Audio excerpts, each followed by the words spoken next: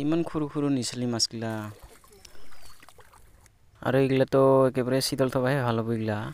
তো নমস্কাৰ জনাইছোঁ মোৰ উন্নতি ভিডিঅ'লৈ। তো মই আহিলোঁ হান্দালা চান্দালা লৈ কিনে পথাৰত খুলছি চিবা। তো সেনেকা কৰি ৰাস্তা বন্ধ কৰি দিলোঁ আৰু বছৰটো প্ৰথমবাৰ আজি খুলছি চিবা আহিলোঁ না। তো মাছ কমাইছে না নাই ক'বা নাপাওঁ, কাৰণ আজি চাফা কৰা নিচিনাহে আহিলোঁ। বতৰো বহুত গৰম, মানে কি ক'ম আৰু বটলৰ পানী নানিলে মোৰ অৱস্থাই বেয়া আছে। তো আধা চিচাৰ পিছত এনেকা দেখা পাইছে এইগিলা নিচলাই মাছ পুৰা, আৰু নিচলি মাছগিলা জাখা দিয়া মাৰিয়া মানে উঠাই আছোঁ। আৰু নিচলি মাছৰ লগতে বহুত মানে জাবৰা আহি আছে, তো চাফা কৰি ল'লোঁ। আৰু এইফালে গৰৈ মাছগিলা এই বুনৰ তলত লুকাই থকাগিলাও বিচাৰি ল'লোঁ।